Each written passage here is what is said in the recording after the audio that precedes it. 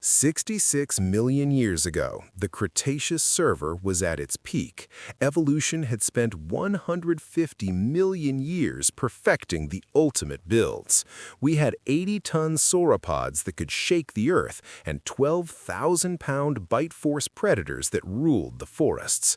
It was an era of giants. And then, in a single afternoon, the Debs pressed the reset button. A 6-mile-wide rock traveling at 40,000 miles per hour slammed into the Yucatan Peninsula. The impact released the energy of 1 billion Hiroshimas. Within minutes, the atmosphere became a literal pizza oven. Within hours, the global temperature spiked to 400 degrees.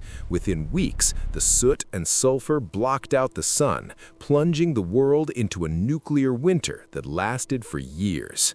75% of all species were permabanned.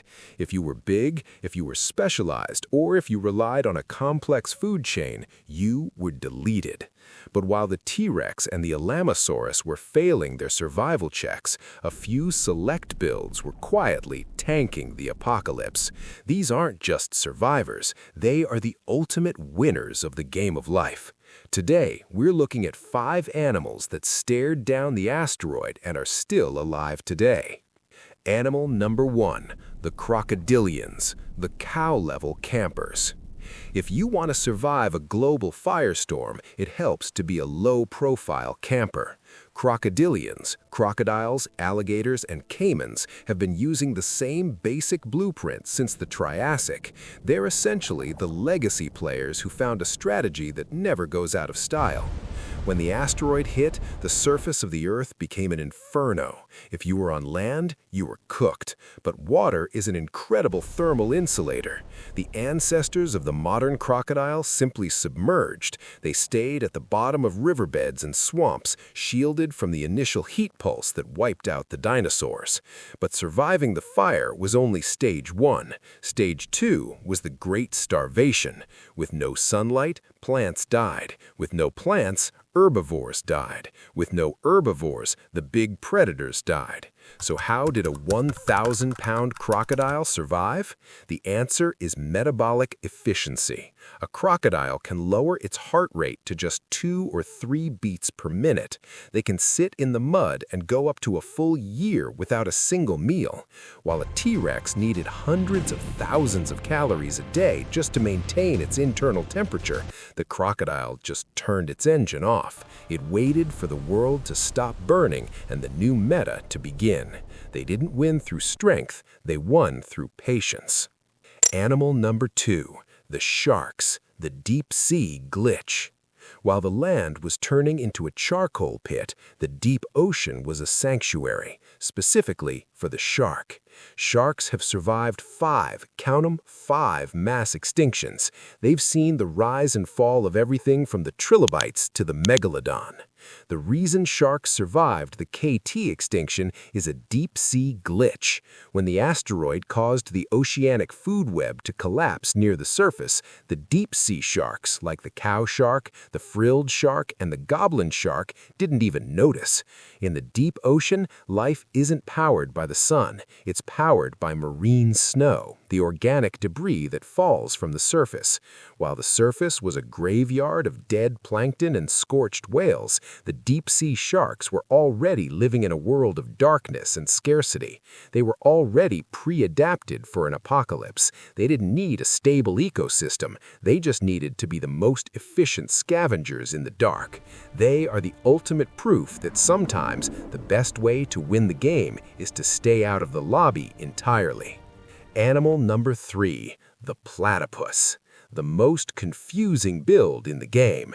It's a mammal that lays eggs, has a venomous spur, and hunts using electroreception.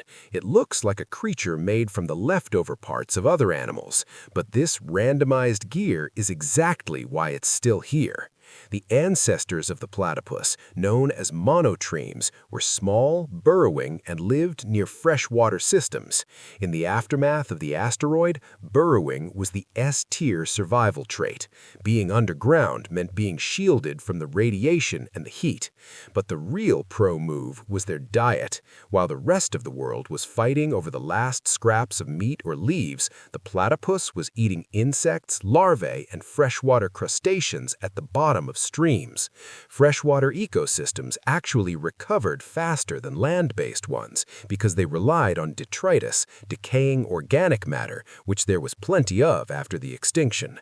The platypus didn't need a complex food chain, it just needed a muddy hole and a few worms. It's the ultimate budget build that outlasted the high-spec giants. Animal number 4, the horseshoe crab. This isn't even a crab, it's a chelicerate, more closely related to spiders and scorpions. The horseshoe crab has been around for 450 million years. That means it watched the first dinosaur evolve, watched the T-Rex die, and is now watching you watch this video.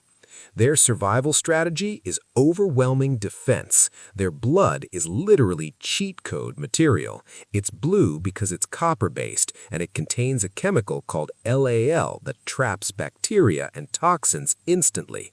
This gives them an immune system that is virtually invincible. During the extinction event, the horseshoe crab simply burrowed into the shoreline sediment. They can survive being frozen, they can survive being dried out, and they can handle extreme levels of low oxygen.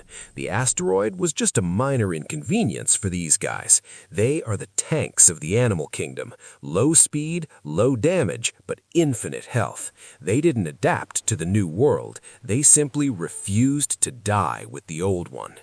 Animal number 5, the honeybee, the unexpected hero.